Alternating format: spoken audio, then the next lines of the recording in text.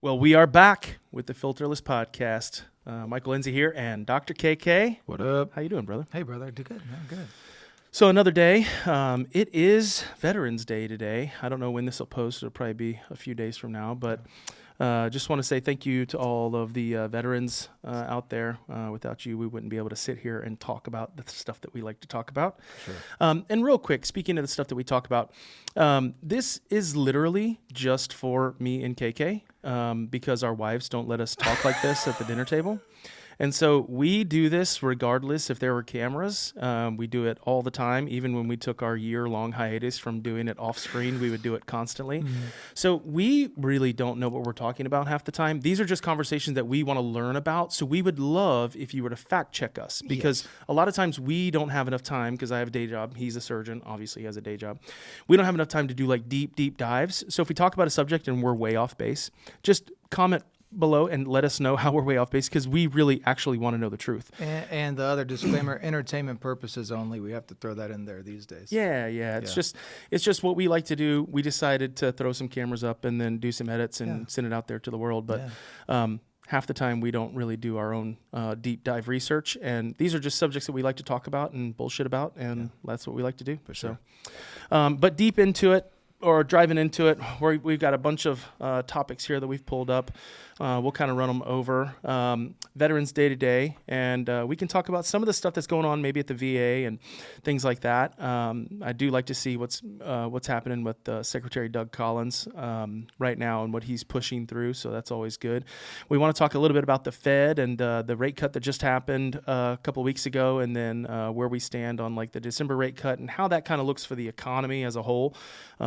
I like to talk about the economy because it really benefits my business when the economy does well. And then the Houston economy and kind of what we've seen over the last few months of industrial vacancies and things like that, because there was a big write-up, I think, in the Houston Business Journal about it. And then we want to talk about AI and, kind of what's happening, especially in a lot of the tech businesses right now. There's been tons and tons and tons of giant layoffs. And just talking about, what it's going to be like in the next few years. We kind of touched on AI last time, but I think it's a topic that we'll probably continue to touch on because it's changing rapidly and it's going to change our lives too. JFK, November 22nd is the 62nd anniversary of the assassination, which is in about a little over a week. And just talk about that, what's going on, what we think about that. We want everything to be declassified and sent out, and hopefully maybe that'll happen in Trump's presidency. And then about Houston, Rockets rebounded and won a couple of games in a row, and now they're at 6-3, and the Texas pulling off a crazy win in the fourth quarter. And then just a couple of places that me and KK have gone over the last week, including a new Chinese restaurant, which was excellent. Mm-hmm. And so we'll just jump right into it, man. Let's do it. How's everything been going? Everything been good? I've seen you a bunch this last little bit just because you invited us to stuff and we invited you out, and it just worked out. So it's been great, man. Yeah, dude, it's been really good. I feel like we had the hiatus from the pod, but we still saw each other. Oh, but yeah. Now yeah. it's like, now you're stuck with me. Yeah, exactly. Yeah. Veterans Day today. A lot of people in my family served, and a lot of my friends served, and just want to say thank you to all those guys and gals that did that. One of my best friends growing up, Rita Walker, which I haven't connected with her in forever, but she went off to the Navy and fought in Iraq and all that stuff, and just a bunch of friends of mine, and then my uncle was in Vietnam and had a couple uncles get drafted, and my dad didn't get drafted because he was deaf, but so you gotta be able to hear to protect yourself, and so since he was deaf since birth, he wasn't able to get drafted. Thank God, I think. But yeah, just I know you respect the military and have a bunch of people around you in your life that are military vets too. So. Yeah, believe it or not, Mike, a lot of the early Palestinians that migrated here, they ended up in the army. Like the old, so I'm talking World War II vets. Like, I mean, some of my cousins' grandfathers, I've seen like their pictures, and I'm just like, wow, that's cool. Yeah. I don't know if they got drafted. I don't know what their incentive was, to be honest. I mean, maybe they just wanted to move to America and serve the country? Was there ever a program to where like you get fast tracked for citizenship if you serve? I don't know. I wouldn't be surprised. I wouldn't be surprised either. Yeah, I don't know. And then speaking of being drafted, Mike, I got to tell you real quick, my dad was drafted. Really? Yeah, my dad was drafted for Vietnam. He tries to get out of it through the church. Didn't work. His brother was able to get out. My uncle, he had history of polio. My dad actually tells his family goodbye. Like literally dropped off at the bus station, told goodbye. I'm going off to Vietnam or get drafted. God knows where they're going to send him. The lady looks at him and she's like shuffling through the paperwork, something. She's like, well, something's not right here. And then she told him basically just, we'll call you. Go home. Nobody called. That's crazy. Yeah, it is. That's crazy. It actually is. Yeah, so apparently there was. Joining the military has provided a fast track to U.S. citizenship for many years. Yeah. Particularly through the expedited processing and waive requirements for those who serve honorably. That's kind of cool, man. I figured. I like that. Yeah. I think that should be like an even bigger thing. Yeah, I think it's fine too. We should definitely do more of that. And just my take on the military, I have the utmost respect for people that serve to protect our values. Mm-hmm. However, you know this. We've talked about it a lot, and I feel like you feel the same way. I am not a fan of the military-industrial complex. Oh, God, no. Not a fan of this create wars just for profit. I mean, they're Yeah. literally using these poor souls as pawns. Yeah, we're at dinner the other night, and I think I even mentioned this to you, which was like, I look at other places in the world like Mexico or Israel or Palestine or anywhere, Iran, whatever. And I see that the heads of a lot of these governments are just completely corrupt and completely terrible people and all this kind of stuff. And then I look at our own government, I'm like, there's a lot of that in our own government, right? A lot of terrible people, corrupt politicians and things like that. But the majority of the United States, like who I am and who my friends are and who I know, they're good people, right? Yeah. And I just think about that like in Iran or in Israel or in Palestine or in Sudan or in China or wherever. Like, do I agree with their governments? No, but I don't agree with my own government for sure. in a lot of stuff. Same. And so it's like I also see the humanity there, that there's other people like me that love their country, right? They love Iran and they love China and they love their culture. They love it, but they disagree vehemently with their government. Is that not where we're at? Even though we both preferred Trump over Harris, right? It's almost like we got the government that we wanted, and we're still not satisfied with the result. Kind of you get the government you wanted, right? The problem is that anytime that there's this big of an entity, right, which the federal government is, it's probably one of the largest entities on the planet, right? And technically, I guess it's set up more like a corporation. It's a business, dude. Anytime you have an entity like that, just because you change the CEO doesn't mean, look how long it took Twitter. Twitter is still going through it, right? Yeah. Elon has been the CEO of Twitter now for 4 years, 5 years, something like that.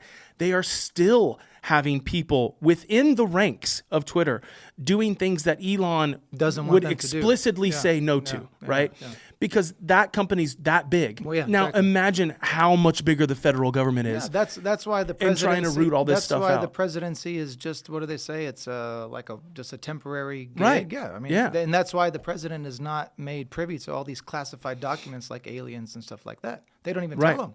They have things classified way above the presidency. And I just think it doesn't matter really who's at the helm, especially initially for the first few years. Yeah.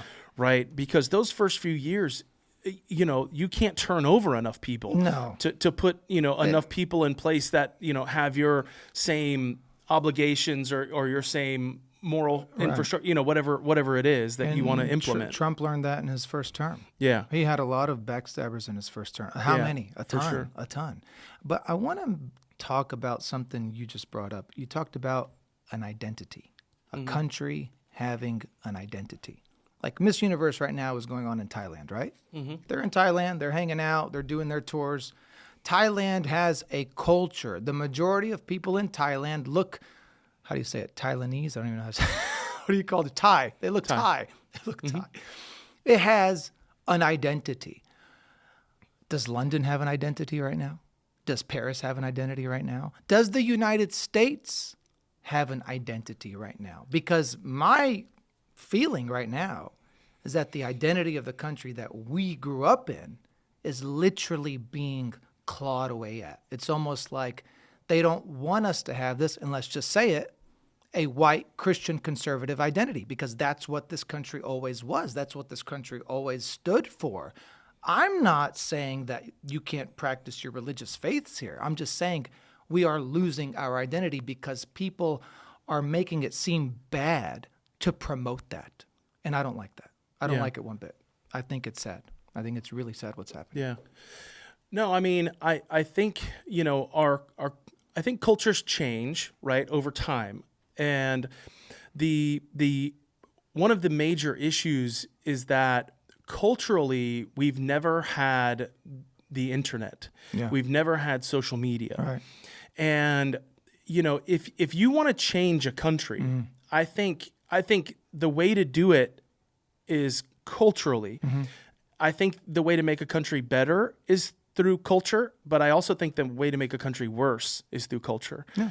And I think that we are being fed a fake culture in this country we are. by social media. Yeah, we are. And I think that there's a lot of people out there that think that there's a lot of people that think this way, this certain way, but they don't. They're bots and they're things like that. And the most vulnerable people, the young people that haven't formed an opinion yet, aren't getting out there in the real world, dealing with real human beings face to face, within arm's length of each other, and everything's done online where these algorithms can be manipulated, and you can think that there's a lot of people that think this way. They're putting us in bubbles. You know, I heard the other day, it was on a podcast, and they were talking about comedy.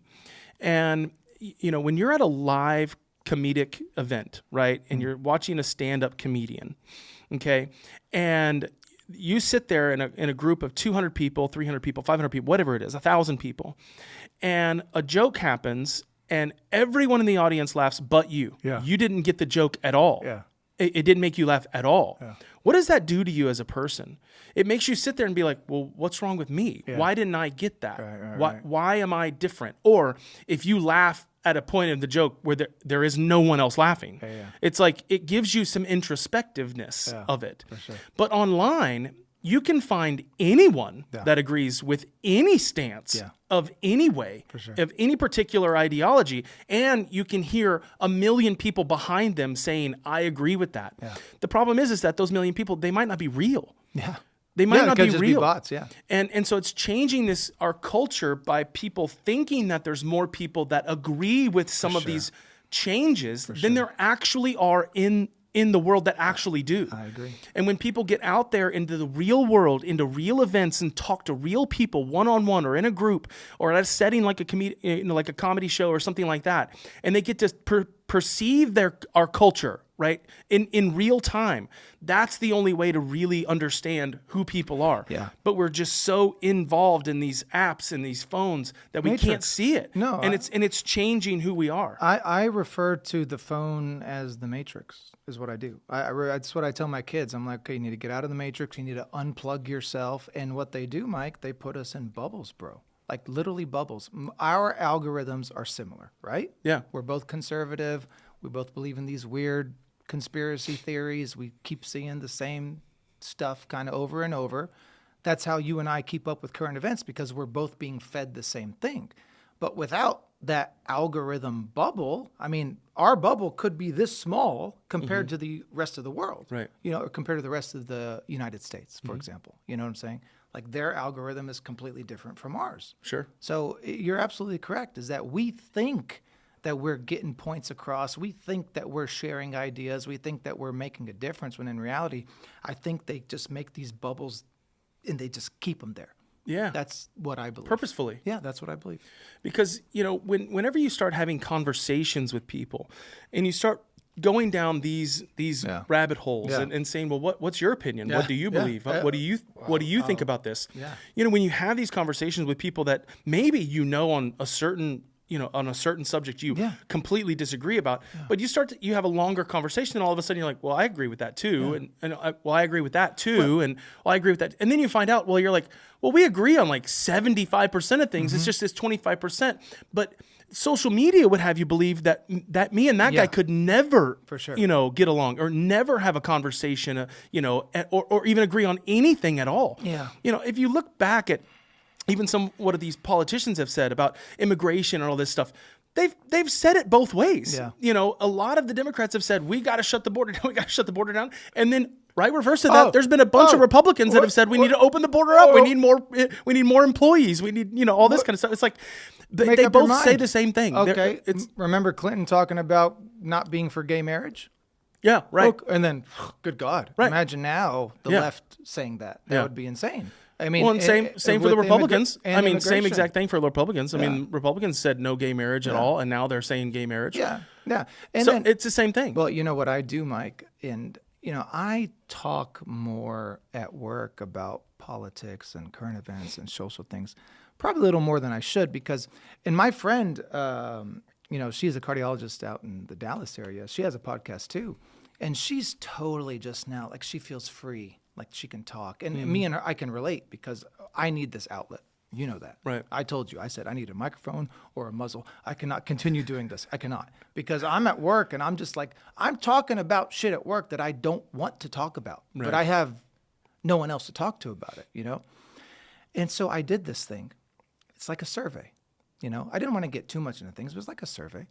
I was like, hey, who killed Charlie Kirk? Who killed Charlie Kirk?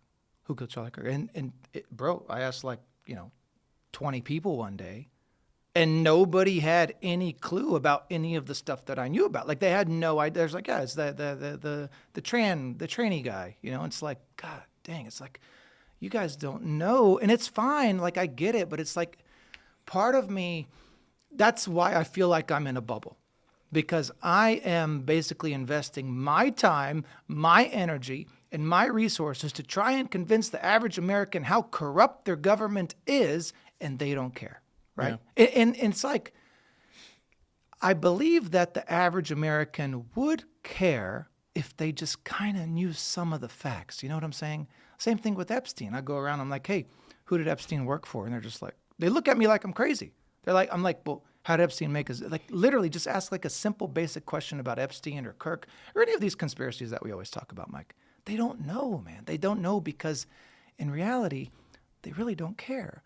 And I wish that I didn't have to care. I swear on my life, when I was a kid, I didn't care. When we were at Inwood Baptist days, economy was good, stock market was good, didn't matter, Republican, Democrat, who cares? Like, the world was functioning well. We were prosperous. It was peaceful. I just feel like after 2001, after 9/11, everything's going to shit. That's how I feel. Yeah. I think a lot of people woke up for sure and started noticing things about our government after 9/11 that people just didn't notice before. Yeah. But back to your people don't care. People care. But the problem is that life gets in the way. Yeah, for sure. For most people. For sure, absolutely. I can't tell you how many times that I've wanted to go down rabbit holes of things, and just life gets in the way. Yeah, for sure. I don't think it's a thing that people don't care. I think that life is so hard for most people that they just can't take it. For sure. And I think the politicians know that, and they've used it against us. 100%. Because they're like, what are these people going to do that are barely making it, that have to work 12, 14-hour days to survive? Do you think they're really going to revolt? Do you think they're really going to band together and come together and do something against us? Right. I mean, these politicians are openly insider trading. Yeah. Openly doing it. Openly doing all kinds of and laughing corrupt about shit. it, basically. Dude. Openly doing everything. We do behind nothing their about backs. it. Exactly. Well, but it's because they've caused this. Back before, what you had was you had a husband that went to work, and then you had a wife that got with the other wives during the day and would talk about things that are going on. Yeah. And then when the husband got home, he would let the wife know about what's going on in the business world, and the wife would let him know about what's going on in the public, Right. right? And that's how they perceive their information. Right. And you always had someone on their thumb of one of them, right? Either the cultural thing, which is the wife, or you had the businessman, going to work and seeing what's going on there. Well, now they've changed that because now both people have to work in order for them to it's survive. It's impossible. And so now all you see are the little clips. The women don't get together anymore, and they don't talk about the cultural things. They don't raise their kids together. They don't have these long-lasting relationships because they're at work and they're having to support their family as well. And I think that in and of itself has changed the dynamic of this country so immensely. But the reason it happened was because we printed money for Vietnam, we printed money for these wars, and it devalued the price of our dollar, and it increased the price of everything else. 100%. And it drove, and these wars and the military-industrial complex has driven this economy through the roof. But what it did was it required everyone and their mom to go to work. Yeah. In order to survive, And that's not right, and No. it's changing the dynamic of who we are as a country. 1,000%, Mike. We are basically in a revolutionary period as far as I'm concerned, and I'll give you several examples of this. This country's been in a cold civil war for the last 20 years, and I'll tell you when it started. As far as I know, the second that Oregon, Washington, California decided we're not going to obey federal drug laws. We're just not. We're going to sell weed. We're going to sell mushrooms. Now they're selling, I think, heroin. It's insane, right? Yeah, they've walked back some of it, but they still have All open right. air drug markets So for sure. how can we live in a United States, Mike, where we're not even united, bro? It started off with drug federal law. Now it's going into immigration federal law. You got the governor of Illinois telling Trump, I don't give a shit what your federal law says. We're going to do our own thing.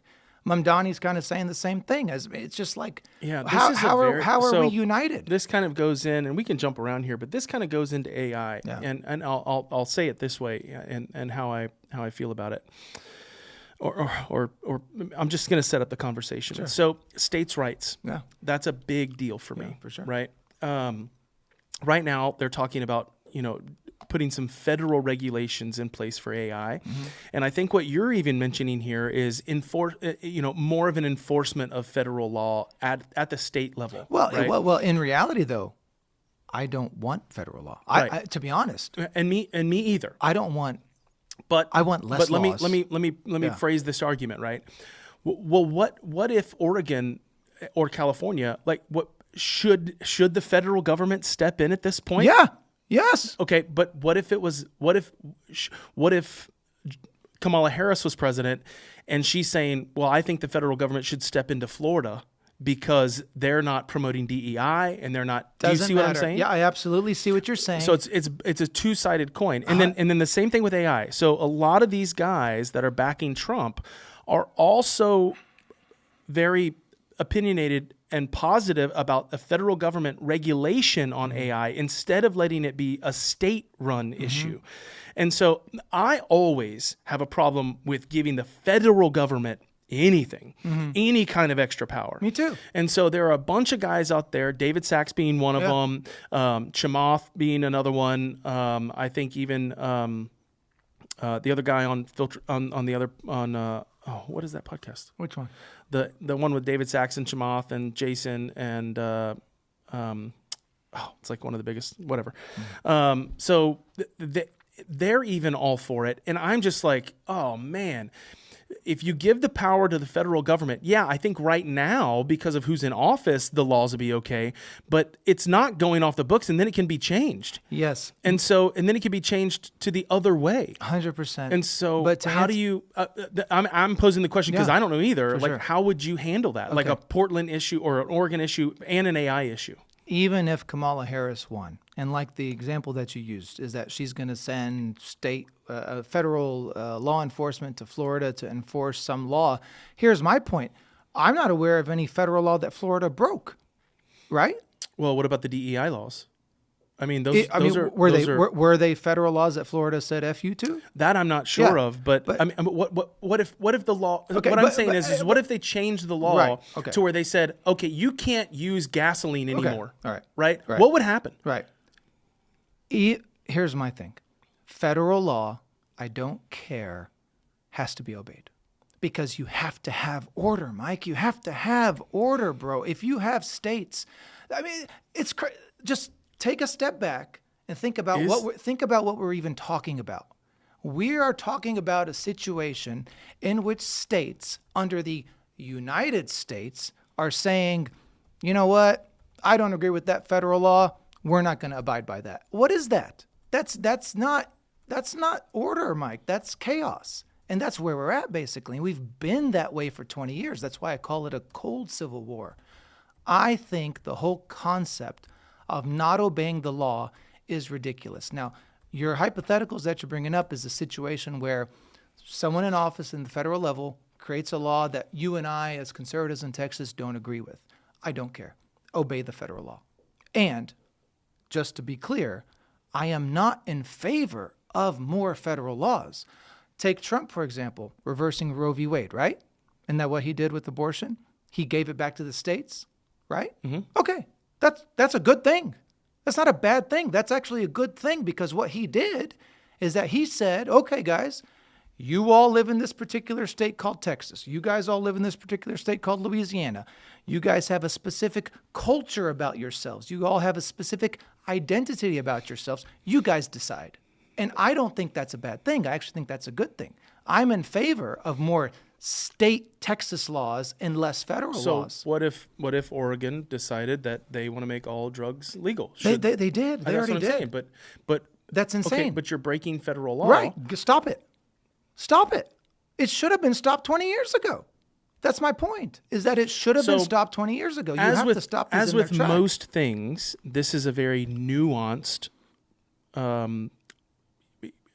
argument, mm-hmm. right? Because I think that there are certain things that the federal government should say, you know what, it doesn't matter what state you're in, mm-hmm. you have to abide by at least this law. Yeah, for sure. And they should be minimal, too. I think they should be minimal. Sure. I don't like too many specific federal laws, like I'm saying. Yeah. And then you allow the states to kind of make up their own law, exactly. but on the framework of the federal laws. Sure. Yeah. Okay. So let me. So this is what it says about Oregon. Oregon was essentially choosing not to use its own state resources to prosecute low-level drug possession as a state crime. So I guess technically the FBI could still had jurisdiction, and mm-hmm. so if they wanted to arrest someone for drug possession, the FBI could have. Mm-hmm. And so I guess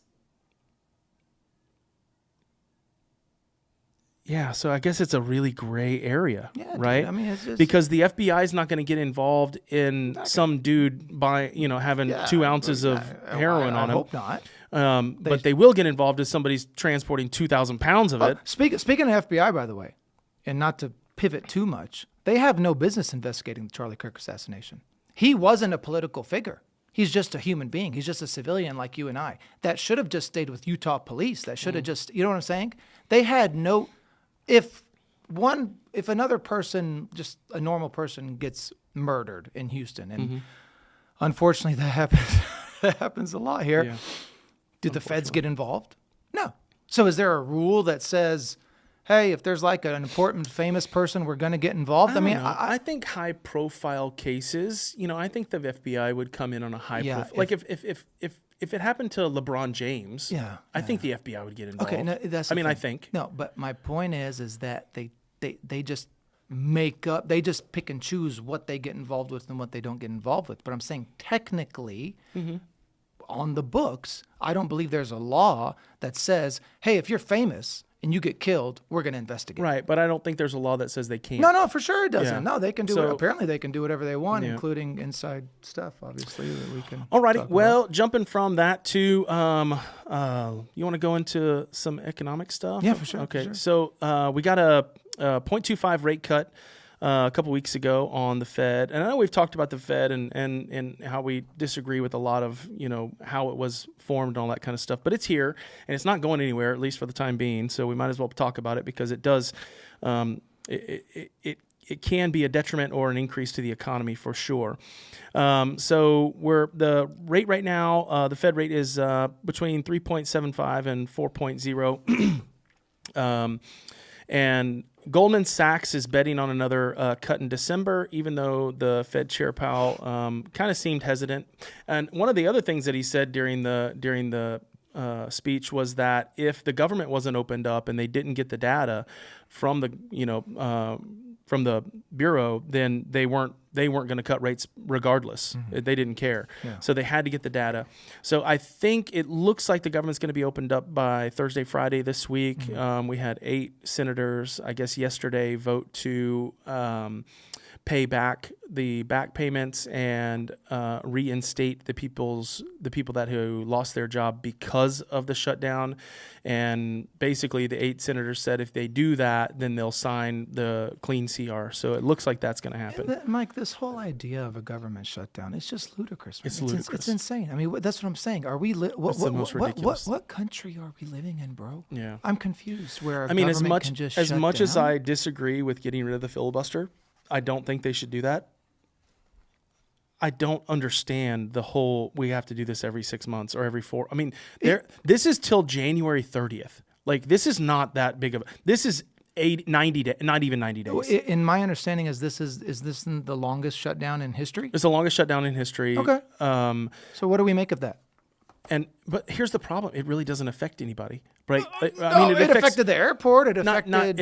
It's only affecting it 10% right now. Now next week, if it keeps going into next week, it's going to affect it by 50%. That's what I'm saying. It's a but big deal. It's not yet. Not yet. It's not. I mean, how much has your life changed since the shutdown? Mine Literally. 0. But that's like 99% of everyone. I agree. I mean, you've got some TSA people. You've got I've got buddies of mine that are doing SBA loans that they can't fund the SBA loan right now. Things like that. But day-to-day life, it hasn't affected anyone but yet. It can't go on forever. Obviously, the longer it goes on, the more it's going to affect. Right. And to me, the whole concept is insane. Just like the whole concept what we talked about federal law and state law. Completely agree. I just think that I would have never in my lifetime guessed that we would be in this type of a situation. Ever. When I was a kid, when we were kids, it's like, okay, we're living in the greatest country in the world, right? Or at least we thought we were. Yeah. We're not. We're not. Well, it's still the greatest country in the world. Not. It's just we could be way, way better. It's not the greatest country in the world. Who's better than America? Bro, it is not. If it's the greatest country in the Who's world. better than America? Thailand. Thailand? Yeah, I'm sure Have you ever been Thailand's to better. Thailand? No, but it looks fun. You see my point? Like, it looks fun. Like, Yeah, you okay, get all the good Singapore. pictures. Singapore. No. Oh, bro, Singapore is amazing. No. You can eat off the street in Singapore. Saudi Arabia. Yeah, go try to make a living. Dubai.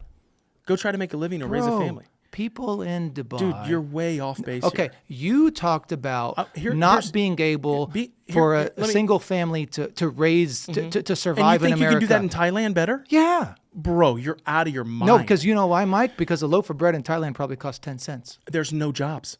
Oh, It doesn't matter how much it is. Okay. I'm telling you, bro. Okay. Like, I've been over there. I've been to those countries. I've seen how these people live. The United States of America, by far, Economically? is the best place to be. No, for everything. Now, without exception, we can do way, way better than what we're doing right now.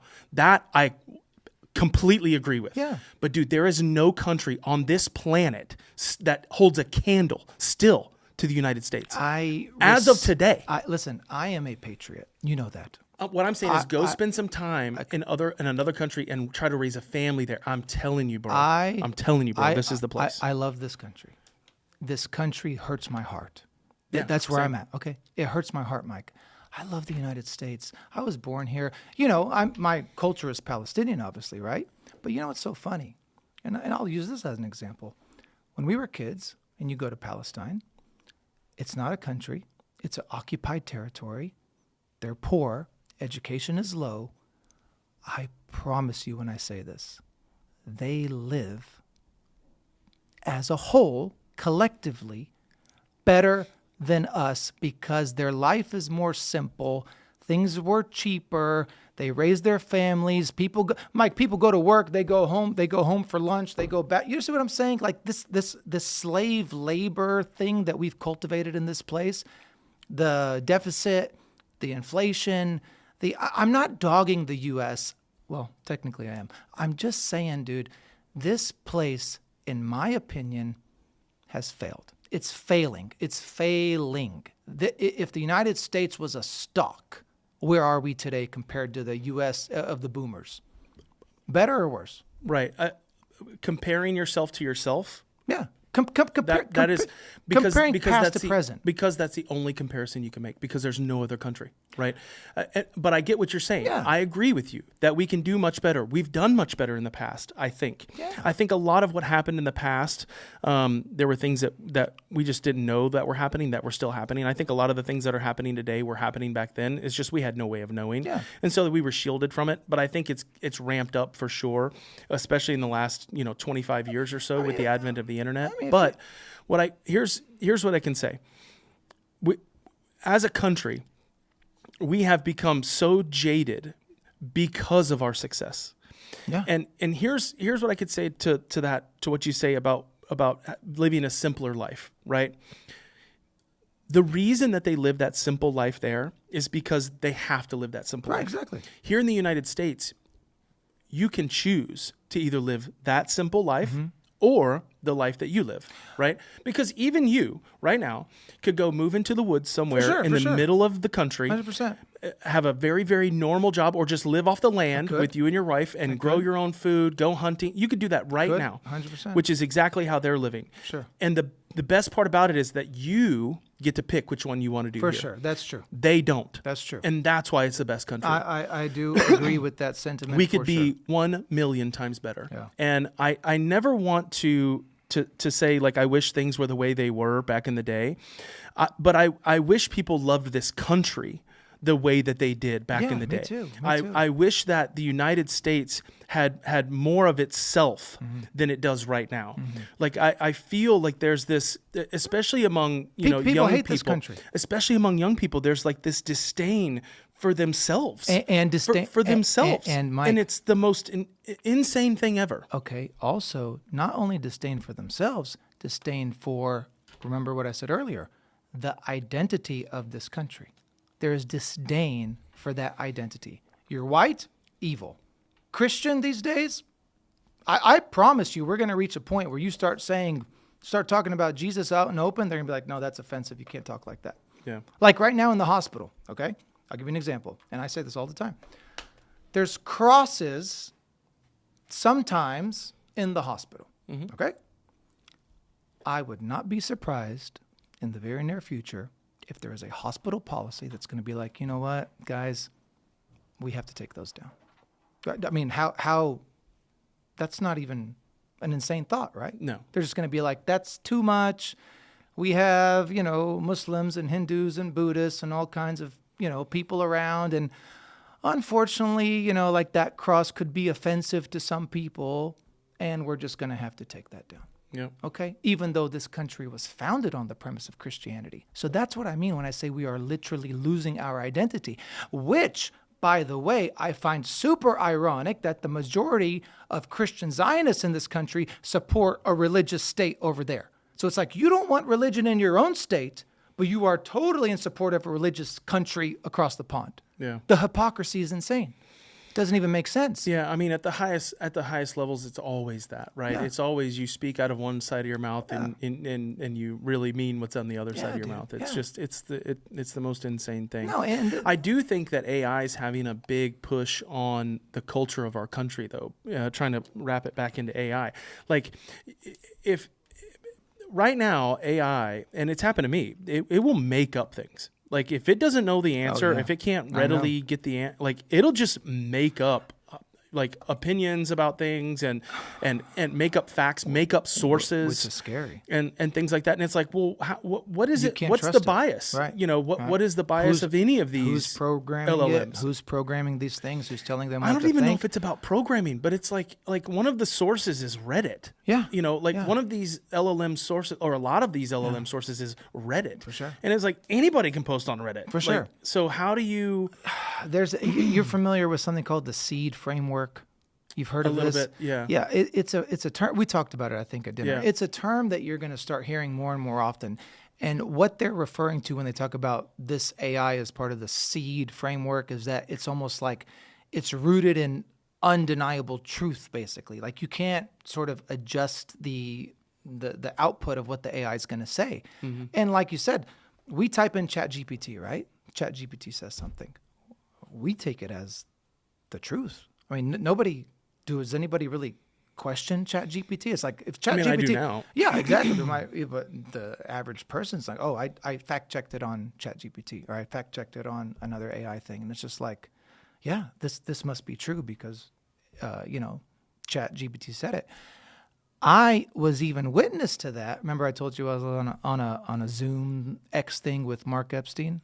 Oh, right. I told you that, right? Yeah. That was crazy. That is crazy. That was crazy, dude. I was just like, I told you Kelly just sent me a link, and I was like, oh, I was driving home, clicked on the link. All of a sudden, I'm in a room with like 200 people. Mark Epstein's on there with a AI bot named Ava. We talked about this. Ava is supposedly part of this seed framework where, basically where she's a better AI than the rest of them, if you will. But even she contradicted herself sometimes. And I'm just like, damn. It's like, who can we trust? Is that the one? Is Ava the one that Ways to Well guy built? No, I don't know. You don't know? I have no idea. All I know is, and I liked her. She was cool. Yeah. I wish I had one, or I don't even know how you get to her. Yeah, well, but it was I cool. mean, a lot of these layoffs that we were talking about earlier, are a direct correlation to AI.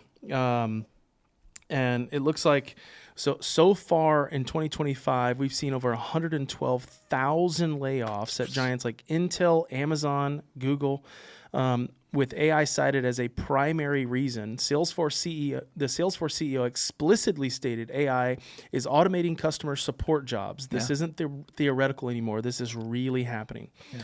And one of the things that I notice about just using AI myself is, the longer you use it in a thread, and again, they're not using these things the same way. They're using them as agents. Right. But, I'm using them in a thread to kind of help me summarize things and help me plan my sales meeting agendas, and things like that, helping us with production protocols and all that type of stuff. And what I notice is that it gets confused very easily. Easily, it does. And my question is it's like, well, how many employees do you need to watch the AI? Yeah. I think AI can do a lot of the monotonous things and the things that are done over and over and over. And I think it can probably do that pretty well. But at what point do these companies, are they just going to be able to get out of these lawsuits because they were like, oh, well, AI did that. It wasn't a human error. It was just an AI error. So we had nothing to do with that. You need to sue the LLM. There are a tremendous amount of bad outcomes that are going to occur because of this sort of explosion in technology. We've talked about several of them on the pod. We even said my biggest one is that nobody's going to believe anything anymore. Yeah. Like at all. Like you show a video of something, no, that's fake. That's fake. I mean, we do that right now. We were doing that before AI kind of had its boom. We were doing that. We're like, that can't be real. That's not real. So we're going to reach a point where nobody's going to know what to believe anymore. The truth is going to be so hard to get to in the future. That in conjunction with the layoffs, that in conjunction with inflation, that in conjunction with, people not being able to support their families, husband working, wife working, that people not being able to afford homes, BlackRock buying every home. I hate to be a Debbie Downer, bro. I swear to God on my life, I hate talking like this, but it doesn't make it not true. I want to be optimistic about the future. I do, I swear. But it's hard, man. It is hard because I'm seeing what's happening. They're killing the middle class. People can't afford to do things anymore.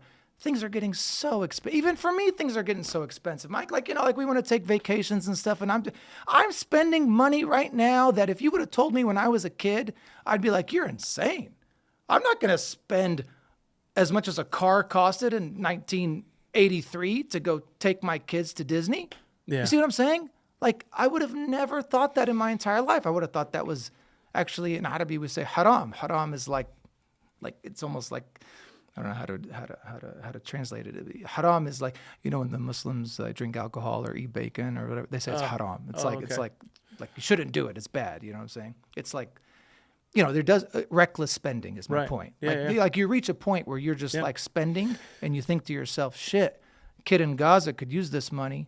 Yeah, See what I'm saying? you can't. You I mean, kind I of get get guilty. I- You yeah, feel a little guilty about I do. it. I feel that way sometimes. Yeah, for sure. About certain things, but we give back. We give back as We- much as we we do, we as do. we I can. mean, we do, but- I work very hard. For sure. I live a very good life, For and, sure. and we have a lot of fun. And But we it owe doesn't that, come without a lot of detriments too. and we owe it to this country, right? 100%. Exactly. So Yeah. so going back to this country being great, Yeah. I agree with you 1,000%. Yeah. If this country didn't provide freedom and prosperity, our ancestors wouldn't have made it. But I would say this. I want you to think about the immigrants that came here Mm-hmm. in the 70s and 80s, 90s even. They don't even speak the language, bro. Now, that was actually one of the best things for them because these guys couldn't get slave desk jobs in Transco Tower.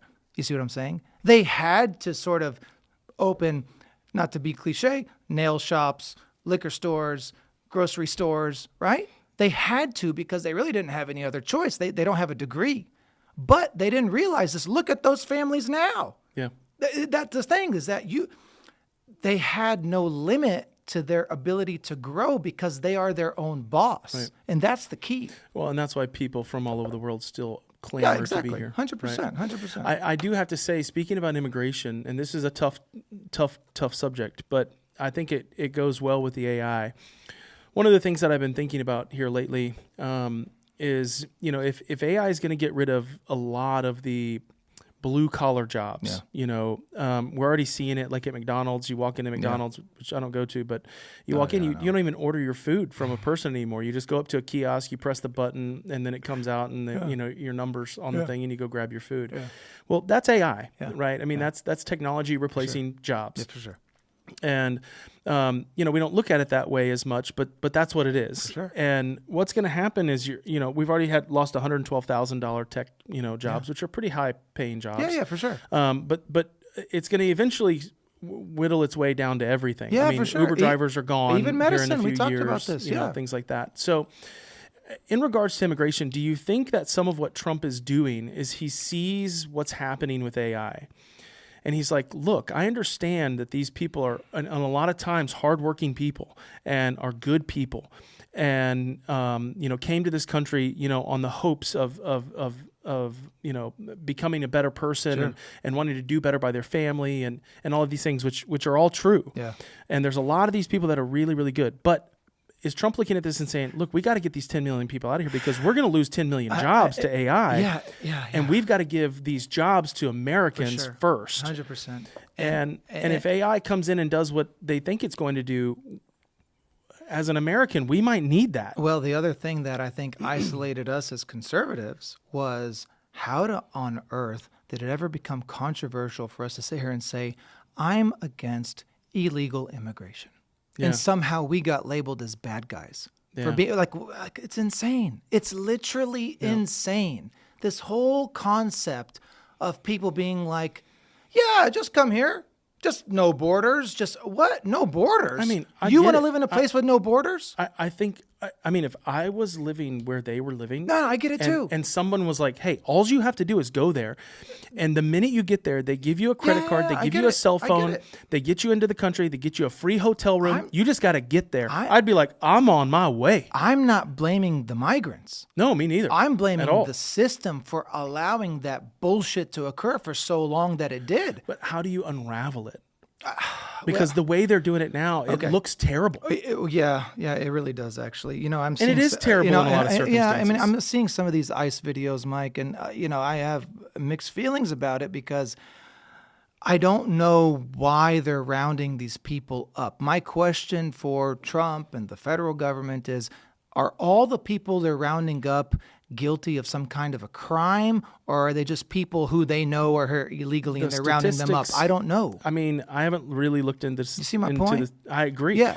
Like, I agree. If you've broken the law, I'm not talking about a ticket, yeah, right? exactly, I'm not talking about speeding down the road, right? For sure. But I'm talking about, getting into an accident and killing somebody because you're drunk, because that happens a lot. And, anything, any major crime, it's like, hey, sorry, got to go. Now, here's my question to you. Mm-hmm.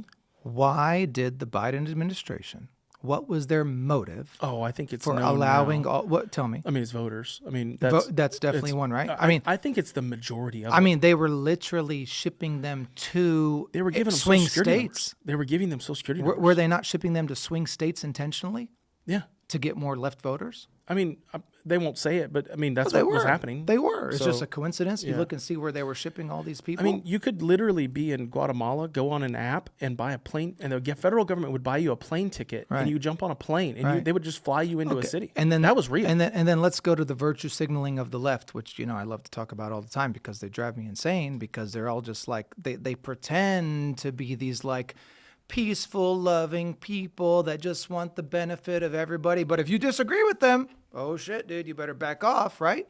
So they're saying these people are coming to this country for a better life, right? Okay. How many children were trafficked at the border? Oh. How many murders and fentanyl and drugs and all that shit happened at the border? We got so much filth in this country from not having a border on the bottom there. It's insane.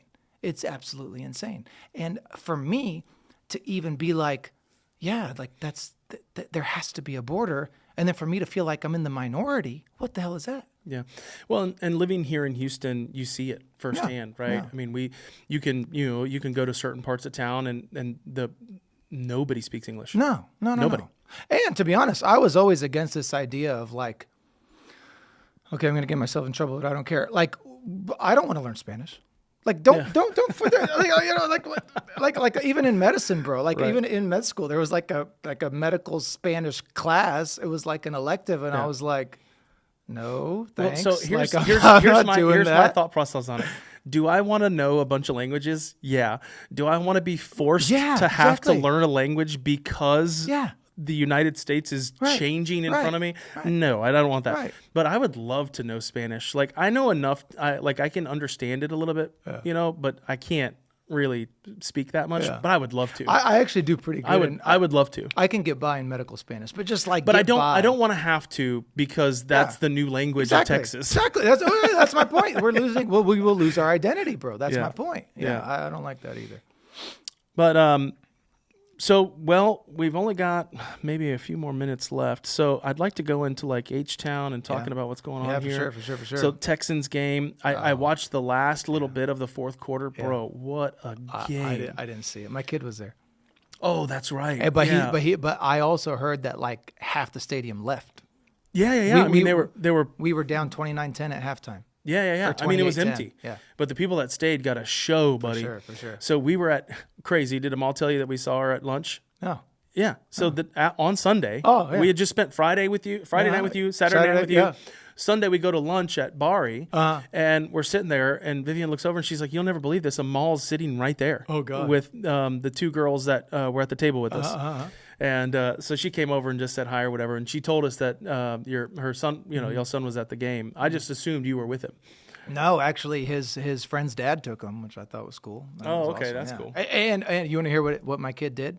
We're literally, Saturday we had quite an evening, right? We stayed out kind of late. We had a great gala at Yeah, the it was Arts of great. Healing. Arts of Shout out Arts of Healing. Yeah, thank you, KK, for the invite. Yeah, too. absolutely, brother. No, it was a great party, great gala, good cause for Sunshine Kids for Cancer. And then, we had a nice evening, beautiful evening, I might add. Sunday morning, my kid comes down in our room. We're sleeping, and this fool's like, "I'm going to the game." It's like, what? With who? How? Where? What? So we're dead asleep. So he just comes. He's like, "Hey guys, I'm going to the game." And just like walks out. That's hilarious. So I'm like, she's like, "What the hell just happened?" I'm like, "I don't know. I guess the kid's going to the game." And he's dude. not 21 years old. He's 14. He's 14. Yeah. No, it's wild, dude. I mean, it's fine. He had fun. It's cool, but it was Yeah. just, it was cool. And then the Rockets are starting to play better. Yeah. They started the season terribly, but they got to 6-3, beat the Timberwolves the other night. I didn't really watch that game either. How's Durant doing? I guess well. I mean, we're 6-3. Yeah. I haven't looked it up to be I quite haven't honest even with you. watched the Rockets game. Yeah, I like going to the Rockets games though. They're I've been fun. enthralled in Bridgeland High School football, brother. So playoffs this weekend. I want to go, Mikey, Friday, but I'm on call. But I Hopefully it's they'll far. win this game and they'll get into the next round. Yeah. Because it's single elimination now, so they lose, you're out. Yeah, But they made the playoffs. He's playing well. Super proud of your boy. Yeah, man, he's super excited. About the next level. For sure. Playing college ball, and so he's amped up about it. and we just got to find the right school and make sure we pick the right one to go to and all that. But man, such a good kid. Both my kids. I mean, now Ava's got her grades up, and I mean they're just doing so good. I'm super proud of them. It's awesome. Yeah, but H-Town, so we went out Friday night to dinner to a new restaurant called Mason Chinoy, which I got to tell you, dude, I love Peking duck. Like it's one of my favorite meals in the world. Houston has terrible Peking duck. Yeah. And never has had good Peking duck. And sorry, Funk's Kitchen and some of the other ones that do it, but it's just not that great. Yeah. Well, so we went and we ordered it because I had been to the Mason Chinoy in Dallas and ordered it there, and it's delicious. It's great. And they did not disappoint, dude. So by far the best Peking duck in Houston that I've ever had, for sure. Well, I've never had the Peking duck with the little tortilla thing. Oh yeah, the rice paper. Yeah, that was cool. Yeah, that was really cool. The dumplings were on point. Oh yeah. What else did we have? I don't even remember. We had a lot of food. I mean, we tried pretty much everything. Yeah, we did. The whole menu was just excellent. I love the Asian atmosphere food. is yeah, dude. The vibe was like vibing. It was a banging vibe. No, I love that whole area, that West Gray area. I think it's great. I think it's cool. I mean, you got B19 there that just went through a renovation. Dude, B19 is always just popping. I mean, just always popping. Talk about a place in Houston that just survived the test of time. You got House of Pies and you got B19. B19. Right, totally two different things. Yeah. But it's like, dude, they can never shut down. But it's just so cool. And it's crowded all the time. Yeah, exactly. I kudos to them. I think it's great. Oh yeah, dude. I mean, they've done such an excellent job keeping their staff, and that's a big thing, right? I mean, you keep good staff and they have for a long time. Same people when you walk in, they know everybody. For sure. I mean, I met my buddy Joe over there a couple of weeks ago. We had a great time. On the weekends, they do some live DJ on Saturdays or Sundays. Next year, Kentucky Derby, you got to come. Oh yeah, and then Zante's right there, and then you got that new place, Hudson or whatever. Yeah, right Hudson House, Leo's, Coke. I mean, I feel sorry for those valet guys because I mean it is crazy. Dude, when we came to meet you on Friday, I pulled up to the valet. I was going to valet at Zante. Dude, it was like I couldn't even get in. Yeah. So I had to like maneuver my way out, go around, and then do the other valet. It was packed. It's packed. Yeah. Houston's kind of popping off right now. Well, I don't know how these people have money, to be completely honest with you, Mike. I really don't. I really don't. Houston's a big economy. It is a big economy. We talk about it all the time, but it's like. Well, and I think that's a testament to what's going on here in Houston. Yeah. I think Houston as a whole. I mean, I'm seeing it in my business. I mean, we're getting so many new businesses moving into town. I mean, I wish I could tell you all of them, but I can't go over all of it. I also think nobody's really. And I say nobody. See, the problem with me, I talk in extremes. I always say nobody, everybody, every time. Okay, let me rephrase. The majority of people, I don't believe, are really saving money, right? Like, we grew up. That's known. Credit card debt is at the highest level it's been since 2021 or 2020. People are just kind of living day to day, paycheck to paycheck. Dude, there was a crazy stat that I saw this week, actually. I think it was in 1970 or 1980. 91% of women were married by the age of 30. Guess what it is now? Oh, it's got to be half that. Half. Dude, it's like 31%. Oh, a third. Yeah. That's crazy. Yeah. And so that's a cultural shift. 100%, dude. Do you think that has to do with the need for a dual income household? I mean, I think it does. Yeah. I think it's one of those things where it's almost a necessity now to have a dual income household. Which is so sad. It is sad. Sad, bro. Super sad. I mean, my mom worked, right? So it happened in the 80s too, but I mean, my mom cleaned houses for years, but it wasn't because my dad couldn't make a living. It was because my dad drank all of his money. I mean, he was a bad alcoholic growing up. So it wasn't that he didn't, make enough money to, be in a place. It's just, he just, got rid of it gambling and, gambling through his liver. A big one. And Arab households. But praise Jesus, he got out of that. Yeah, for sure. Thank God. For sure. And he's doing great, by the way, bro. God bless him. Yeah, he's doing really good. I want to take care of him. Yeah. Well, man, H-Town's just a great city, best city in the world. I tell everybody I love this place. I travel other places that are more beautiful, but no place is home. I love Thailand. Houston. Yeah.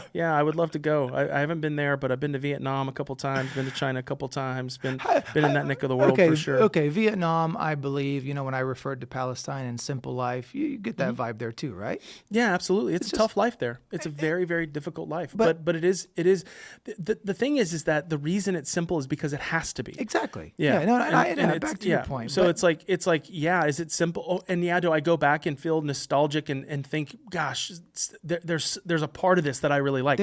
But I also see people on like Alaska, the last frontier, living in negative 30, and I get nostalgic about that too. And I'm like, oh, I'd love to do that too until a grizzly bear comes and eats me for lunch. But I do. I like it. I understand what you're saying. Like I completely. There's beauty in simplicity. Absolutely. And I think what you always want what you don't have. And your life is so complicated. My life is so complicated. I think we just live underwater. Right. I mean, I do. That you look at the simple life and you're like, that's what I want. When you're like, if you had the simple life, you'd look at our life and be like, that's the life that I want. You know what? I did this thing, and I'm not too proud of it, but I'll tell you what I did, and it actually really helped me a lot. I don't even check my email. My primary work account email has like 7,000. I don't even check it. I just stopped. Well, I just gave up. Must be nice, KK. No, but here's the thing. Like, Mike, I say this to my friends, the other doctors around. They're just like, "You're crazy." I'm like, "Yeah, man. I just don't care. Like, I really just don't care because I cannot. Well, I cannot function." You also have a very adequate staff around you that make sure that these things don't fall through the cracks. Thank God. Yes, this is but true. I think that's the best part to leave it on right there is sure. that KK doesn't check his emails. So if you've emailed him, it's nothing personal. A lot of people have done that. Emailed you. That's funny. Well, brother, as always, I love you. Love you too, appreciate you guys for watching, if anybody does. And we'll see you next time in a couple weeks. Peace. So that's it. Bye-bye. Bye.